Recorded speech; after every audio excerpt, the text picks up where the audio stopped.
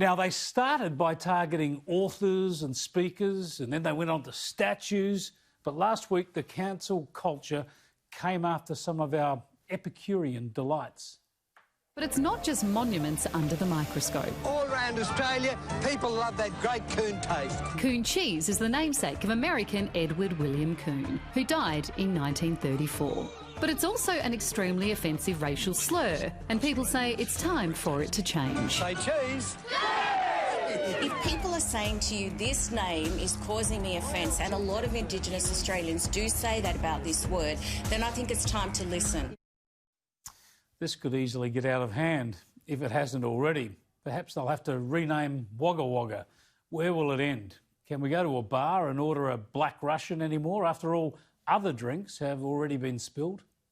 Colonial is ancient history at bottle shop chain Black Hearts and Sparrows. It's axed the brand, believing the word is problematic and harmful to the Indigenous population. It's about dismantling this colonial oppression that Aboriginal people have faced in this country for over 200 years.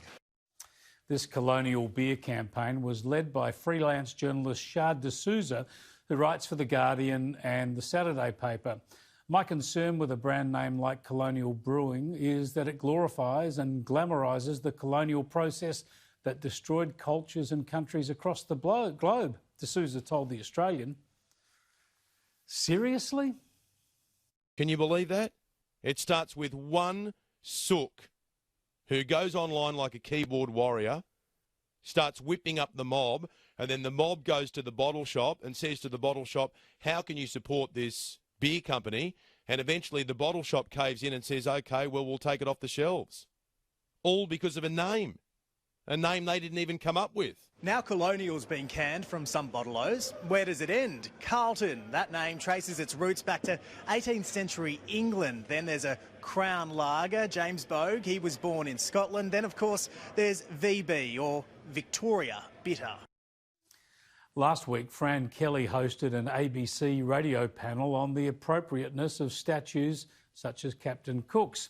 The usual ABC diversity was in play. Indigenous filmmaker Rachel Perkins, ABC TV host Julia Baird, who wrote in the Sydney Morning Herald that the toppling of statues has thrilled this historian's heart, and Indigenous lawyer and human rights advocate Teela Reid.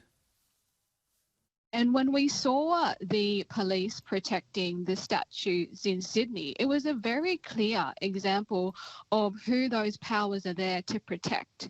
And that's concerning when we've got a global movement of Black Lives Matter and we've got the police force turning out in power to protect statues, but not showing up for Aboriginal, deaths in custody or to protect Aboriginal people. Wow, police protecting historical public property is concerning, and police don't show up or investigate Aboriginal deaths? Needless to say, Kelly didn't even challenge these remarks.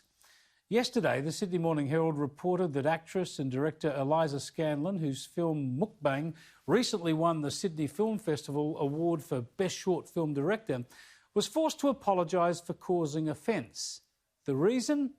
Her film was a drama about a schoolgirl getting caught up in the trend of binge-eating food online in South Korea.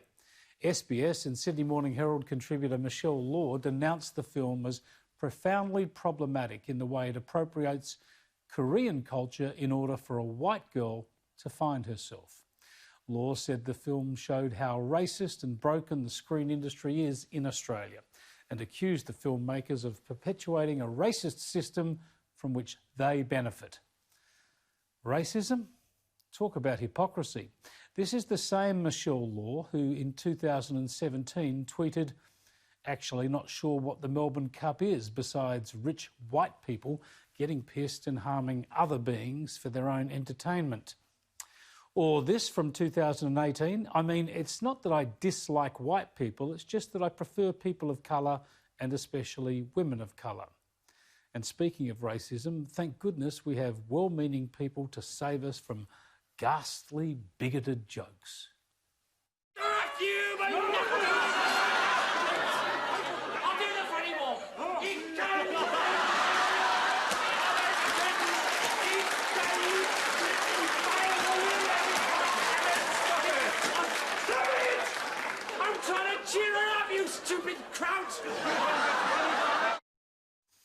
Such racism, such hate.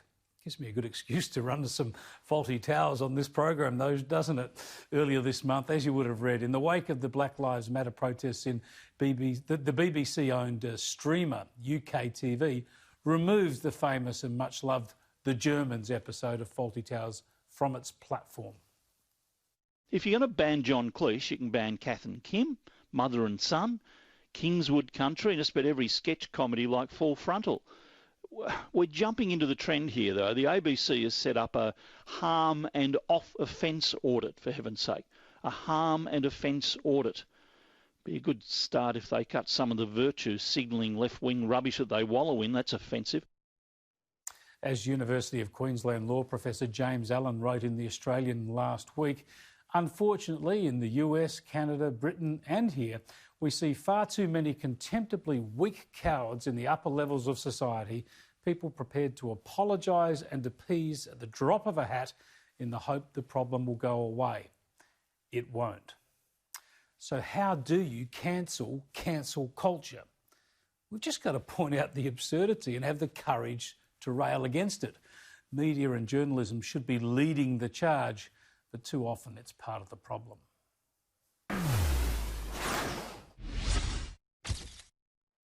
Let's bring in the panel now, and joining us from Perth is the host of the Jane Marwick podcast. Jane Marwick, good to talk to you again.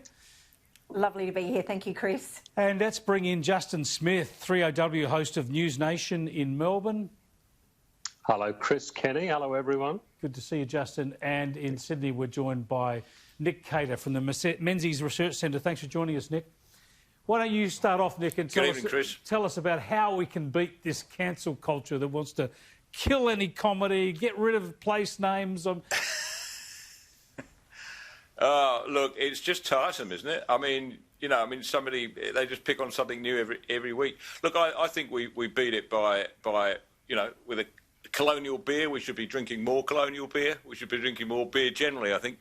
But look, we do that. We get up and we say how stupid it is and how silly it is. But most of all, I think we've got to stand up for, our traditions and our heritage. And this is sometimes hard to do in this mad, world we're in which, apparently Queen Victoria was racist. But we've just got to do it. I mean, the progressive left have come out of this lockdown totally bat crazy.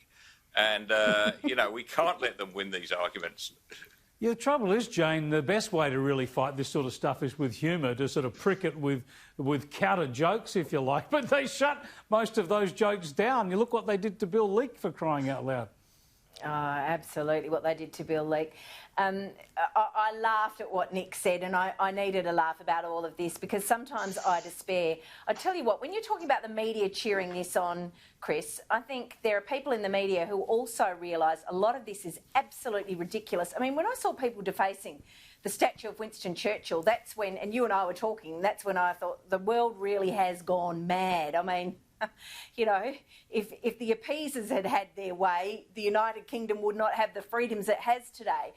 I think a lot of people are frightened to speak up and frightened to say what they really think for fear of being howled down, shut down. I mean, we see these groups on Twitter who brag that they are getting rid of commentators that they don't like. That's all a part of cancel culture. And we all know on this panel that the media, the bosses, get very nervous because a part of cancel culture is shutting down opinion that you don't like, and it means calling advertisers, terrifying the staff so that the advertisers withdraw their funding. So it's up to various media organisations. So it's up to everyday people to stand up and say, I don't agree with it. And I can tell you, the so-called punters in the street don't agree with it. No one wants to be offensive or racist or rude or insensitive, but they also know that colonial brewing isn't about white settlers, that it has gone too far. So we need to support people who do speak up rather than sort of looking the other way and throwing them to the wolves. That's the problem. It takes courage. Yeah, it sure does. Justin, the thing is, the Colonial Brewing, for example, they've toughed this out. They've got a lot of support. inundated with orders because people want to show their support. Yet still, I noticed Mark Ritson, the marketing expert writing in The Australian today, saying they're going to have to change their brand, that this is going to end up being too divisive. Yeah, look, it's disappointing because I think we could all agree here that racism is a bloody awful thing and should be stamped out at every turn. Where there is racism, every person should be speaking out and stopping it. This is not racism, and every culture, every people on this planet, if you go back far enough, and sometimes you don't have to go back that far, have something that they should apologise for. Now, I mean, and if we were to change everything and shape the world on all of those apologies, imagine what the world would look like. It would just be ridiculous. And that is not actually fighting racism. That's just crap. And that's moving us away from actually fighting real racism. And look, that Faulty Towers thing, I mean, which was just gorgeous to watch, Chris. Thank you very much. Play as much as you like. But and look, comedy is not funny when you've got to dissect it. But what people don't understand is the Germans are the hero in that scene. Yes, Basil Fawlty is a racist. He's a misogynist. He's a snob. And he's a shocking human being. And these Germans come in for a nice dinner, and he's this terribly racist, awful person that comes in and attacks them. That is what comedy is actually for. It's there that's to sort exactly right. of make us laugh and test us out. You know? And that's why your colleague Neil Mitchell was spot on when he talked about things like Kingswood Country. It's the same deal. Yeah. And who was the subject of the laughter in Kingswood Country? It was the old sort of bigoted dad who was the central character. It was all at his expense. These old-fashioned, intolerant values that he displayed. Yeah, that's right. And the son-in-law, it was the son-in-law that he kept abusing with these terrible racist terms. And look, the son-in-law fought back, so he was the hero in that, just like the Germans in the Faulty Towers episode. But if you have, for example, let's say Chris Lilley with the Jonah from Tonga thing that we've seen over the last couple of weeks, if you had Islander communities coming forward saying, look, this is terrible, this is deeply offensive, this is really hurtful, this is really harming us, we'd like you to do something about it, then you would say, look, OK, fair enough, we might need to have a look at this because that's not the idea of comedy, is to upset people and to be racist. But when you have these other people being offended on their behalf, that's when it just becomes garbage, and we stop talking about real racism, which is how tough it is for people to have colour, for people who are black. Life is bloody tough. It is tough in Australia. It is tough in the United States, and that's what we need to be talking about, not this other crap.